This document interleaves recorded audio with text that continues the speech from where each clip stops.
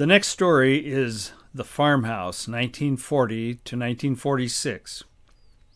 The farm I grew up on was 2.5 miles northwest of Maroa, Illinois.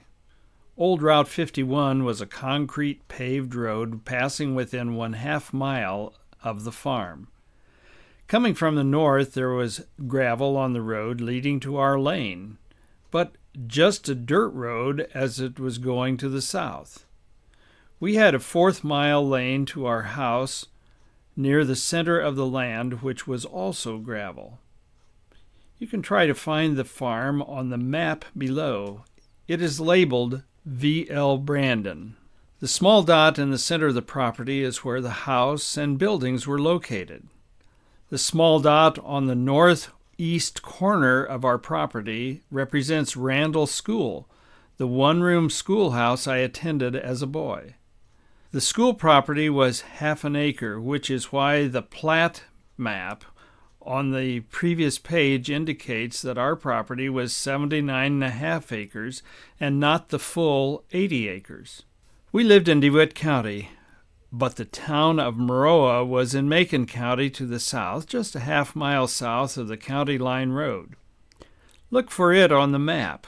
Also on the map you can see Osper, which was the location of the grain elevator where we sold corn and soybeans. You will notice that it is adjacent to a railroad track. Although the land was flat and black, it was only 80 acres, which is quite small compared to a working farm today. The 80 acres was laid out as 2 40-acre pieces of land, that is, a rectangle with 1/4 mile on the east and west sides, and 1/2 mile on the north and south boundaries. There was a little drainage creek running across the farm in the middle of the back half separating that field.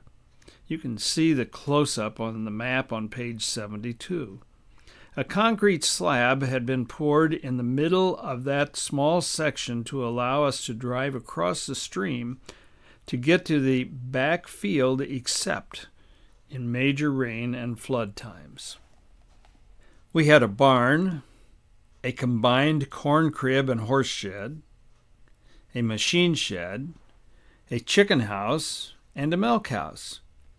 Then we had our house with an outhouse. That's the toilet, which was behind the cob house. There was no running water. The drinking water came from the well in the front yard, which had to be pumped by hand or attached to a gasoline motor for major water pumping, such as filling the cattle tank. The house was painted yellow with white trim. There were 2 doors in the front of the house which looked alike, but we almost always used the west one, as pictured above, as it went into the kitchen. It is rare that a front door is used on any farmhouse. Usually people go to the back door or to the kitchen door, as was the case in our house. I have included 2 pictures in this chapter. One is of my parents, and the other is of Tommy and me with Daddy. In them, you can see the porch and walkway, which was, in fact, just some boards on a concrete block, and then a single board as a sidewalk leading away from the house. Inside the house on the main floor, there was a large kitchen with a linoleum floor. The living room floor had wooden planking with an area rug. There was a smaller room on the north off the kitchen. To the north, off the living room, was our parents' bedroom. Tommy and I shared a bed in one of the 2 upstairs rooms. The hired man slept in the other room. The hired man had no privacy, as we had to walk through his bedroom to get to ours. There was a small closed-in porch on the west side of the house, which was used as a laundry and dirt room. The home comfort cook stove heated the kitchen, cooked the meals, and warmed the water. Fuel was mainly corn cobs, but it could burn wood or coal. There was an oil burner in the living room. The rest of the house got the heat through the register holes in the ceiling going to the upstairs. Sometimes in extremely cold weather, Tommy and I would sleep in the bedroom off the living room and in the same room as our folks. Wash day would include pumping the cistern water which had been collected from roof runoff. The water would be filtered and then put in the reservoir on the side of the stove. We would also fill kettles with water placed on top of the stove to be heated by the burning of corn cobs. Then we filled the tubs kept on the enclosed back porch, and the washing and rinsing began. There was a scrub board to rub the soap into the dirty clothes. Later we had a machine with a hand-cranked wringer to help squeeze the water out.